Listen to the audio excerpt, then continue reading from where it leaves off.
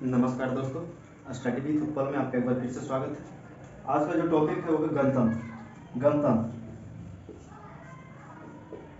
आज 26 जनवरी का दिन है दोस्तों। आज गणतंत्र दिवस है, इसलिए आज हम जानना चाहेंगे कि आज ये स्वतंत्रता दिवस, इंडिपेंडेंस डे एवं कॉन्स्टिट्यूशन डे, संविधान दिवस एवं गणतंत्र दिवस, इन तीनों में अंतर क्या है।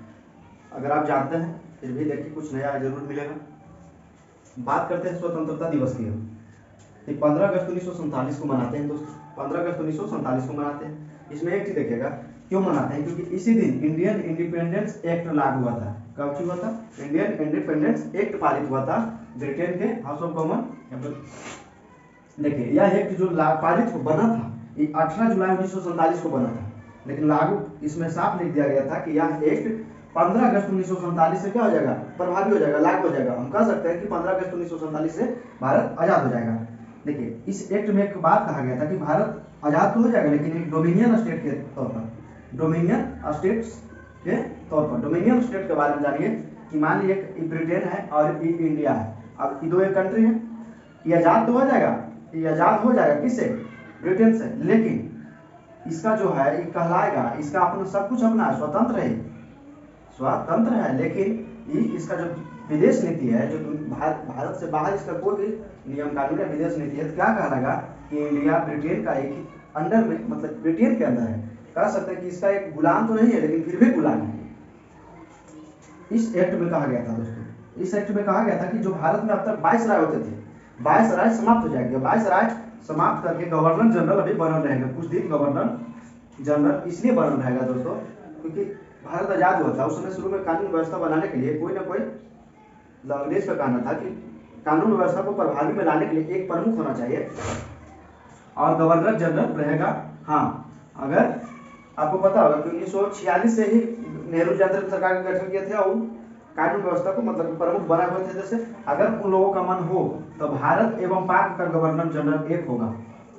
अंग्रेज का कहना था कि अगर यहाँ की सरकार की मन है तो दोनों का गवर्नर जनरल एक होगा।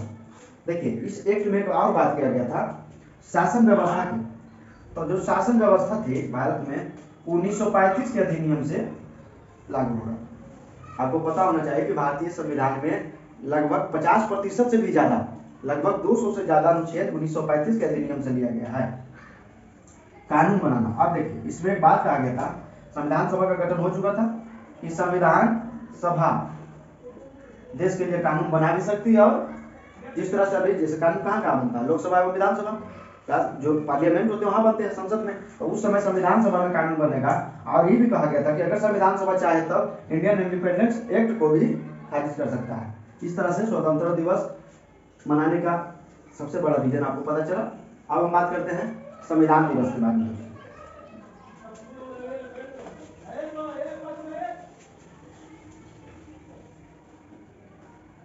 देखिए ध्यान दीजिएगा एक चीज कि संविधान सभा 26 नवंबर 1949, आपको एक याद होगा 26/11 को हम एक याद नहीं भूल सकते हैं। 26/11 भी एक ऐसा दिन था जो मुंबई के ताज में हमला हुआ था दोस्तों। 26/11 को क्या हुआ था, मुंबई के ताज में, ताज होटल पर हमला हुआ था आतंकवादियों के। देखिए 26 जनवरी को हम क्यों मनाते हैं, इसका सबसे बड़ा रीजन समझिए कि जब संविधान बनना चालू हुआ था, संविधान सभा का गठन हुआ था, तो संविधान सभा में संविधान जो बनकर तैयार हो गया था 26 नवंबर 1949 तक वो तैयार हो गया था। और इसी दिन संविधान सभा द्वारा संविधान को अपना भी लिया गया था, संविधान सभा द्वारा अपनाया गया था। ध्यान दीजिएगा एक पार्ट, प्रभावी हुआ 26 जनवरी 1950 से, लेकिन संविधान सभा द्वारा अपनाया गया 26 नवंबर 1949 को। हाँ, 1947 से पहले भारत में कोई अपना संविधान नहीं था, लेकिन 1947 के बाद एक याद रखेगा, संविधान सभा अपनाया गया था 1949 में। अपनाने के साथ साथ कुछ एक्ट जो था यहीं से लागू भी हो गया था, जैसे कि सिटीजनशिप एक्ट कह सकते हैं, अनुच्छेद 5 से 11, तो उसमें कुछ को अपनाया गया था। और उसी समय इलेक्शन होने वाला था, इसीलिए इलेक्शन का भी जो एक्ट है वो भी अपनाया गया था, वो भी अपनाया गया था। संविधान सभा अपनाया गया, संविधान बनकर तैयार हो गया 1949 में। इसको लागू किया गया 26 जनवरी 1950 को, 26 जनवरी 1950 को इसको लागू किया गया था दोस्तों। और जब आपको एक चीज पता होगा कि जब किसी के पास एक अपना संविधान हो तो क्या कहलाएगा, एक संप्रभु देश कहलाएगा। क्या कहलाएगा, एक संप्रभु देश कहलाएगा। लेकिन यहाँ लागू नहीं होता। लागू 49 में, इसलिए गणतंत्र दिवस के दिन ही हम लोग क्या हुए थे, संप्रभु हुए थे। इसी कारण की संविधान को हम लोग अपनाते हैं, हम लोग संविधान को मानते हैं। और संविधान इस दिन बनकर तैयार हुआ, इसलिए 26 नवंबर को हम लोग क्या मनाते हैं, संविधान 26 नवंबर को हम लोग क्या मनाते हैं, संविधान दिवस, संविधान दिवस मनाते हैं। अब रहा बात दोस्तों गणतंत्र दिवस, तो इसके बारे में जरा जानें।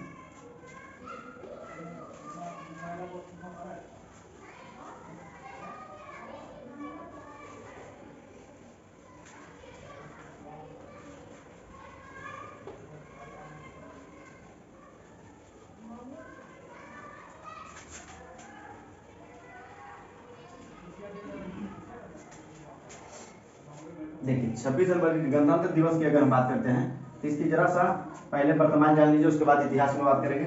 इस दिन जो झंडा फहराया जाता है प्रेसिडेंट के द्वारा फहराया जाएगा। रहा बात 15 अगस्त को, तो 15 अगस्त को झंडा दिल्ली के लाल किला पर फहराया जाता है, लेकिन 26 जनवरी को झंडा इंडिया गेट पर फहराई जाती है। और इसकी झांकी जो है राजपथ से निकलती है दोस्तों, राजपथ से लेकर इंडिया गेट तक,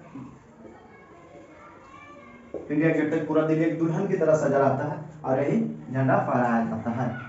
अब बात करते हैं 26 जनवरी को ही क्यों गणतंत्रता दिवस मनाया गया। 26 जनवरी का बहुत ही महत्वपूर्ण महत्व है हमारे इतिहास में, इसके इतिहास के बारे में जरा सा जानें। आपको बात होगा कि 26 जनवरी, बात हम पहले मोटा मोटी करते हैं दोस्तों 1929 की कांग्रेस के लाहौर अधिवेशन 1929। आपको पता होगा कि जितना भी कांग्रेस की अधिवेशन होती थी वो दिसंबर के अंतिम, मतलब कि साल के अंतिम माह दिसंबर में होती थी, वो भी लास्ट दिसंबर के आसपास। 31 दिसंबर की बात, 31 दिसंबर में 1929 में लाहौर में रात में झंडा भी फहराया। और उस समय की बात है कि उस समय गांधी जी और सुभाष चंद्र बोस दोनों एक साथ मिलकर काम करते थे, दोनों एक तरह से माना जाए तो उग्र नेता ही है। 1929 में इन्होंने झंडा फहराया। 1929 के लाहौर अधिवेशन में नेहरू जी इसके क्या थे, अध्यक्ष थे, जे.आर. नेहरू। इन्होंने शपथ लिया, उसी दिन आजादी का नारा दिया और बोला कि 26 जनवरी 1930 तक, 26 जनवरी 1930 तक अंग्रेज को आगाह किया और पूरे देशवासियों को संदेश दिया कि 26 जनवरी 1930 तक हम क्या हैं, हम आजाद हो लेंगे, हम आजादी को छीन लेंगे। मात्र 26 दिन है दोस्तों। देखिए 1929 दिसंबर, वो भी 31, कह सकते हैं कि 26 दिन के अंदर हम क्या कर लेंगे, आजादी छीन लेंगे। और यहीं पर एक नारा दिए, पूर्ण स्वराज की नारा दिए, पूर्ण स्वराज की नारा दिए। और उस दिन के बाद से ही हम कह सकते हैं, कह नहीं सकते, उस दिन के बाद से ही क्या है कि स्वाधीनता दिवस मनाना चालू हो गया। स्वाधीनता दिवस पूरे भारत में चालू हो गया। 15 अगस्त 1947 से पहले की अगर बात करें कि हम कब आजादी मनाते थे, तो 26 जनवरी को ही दिन हम लोग क्या करते थे, 15 अगस्त से पहले और 1930 के बाद लगातार कांग्रेस के द्वारा, फिर धीरे धीरे पूरे देशवासियों के द्वारा क्या होगा कि पूरे भारत में स्वतंत्रता दिवस, स्वाधीनता दिवस के रूप में हम लोग जाने लगे। और यही कारण है कि सब बहुत ही खास दिन है। अब रहा बात क्यों आया है, क्योंकि संविधान, देखिए देश आजाद हुआ 15 अगस्त, संविधान लागू हुआ 26 जनवरी संविधान लागू हो गया। लेकिन फिर भी संविधान को अपनाया गया, संविधान को अपनाया गया संविधान सभा द्वारा। लेकिन यही क्योंकि आज तक हम लोग 26 जनवरी को क्या स्वतंत्रता दिवस या स्वाधीनता दिवस के रूप में मनाते आए थे। अब इस एक ही ओकेशन के कारण इसको रोका गया। 26 नवंबर को नहीं लागू करके 26 जनवरी 1950 को क्या किया गया, लागू किया गया संविधान। और इसके उपलक्ष्य में हम लोग क्या है कि 26 जनवरी को गणतंत्र आम जनता के लिए कानून गणतंत्र दिवस मनाया गया। लेकिन आजकल आम जनता का कानून रहा नहीं, यहाँ सरकार की मनमानी है। और 26 जनवरी की बात करते हैं तो एक चीज नहीं भूलना चाहिए कि किसान आंदोलन के दौरान 26 जनवरी को दिल्ली के लाल किला पर क्या हुआ था, झंडा आज तक नहीं फहराया गया था, दूसरा झंडा कोई दोस्तों, लेकिन उसके बगल में एक दूसरा झंडा फहराया गया। और आज भी एनटीपीसी को लेकर यही हालत है। लेकिन मैं आग्रह करूंगा सभी दोस्तों से कि ऐसा कोई भी काम ना करे जिसके कारण सरकार हमारी बात मानने को तैयार ना हो। जय हिंद।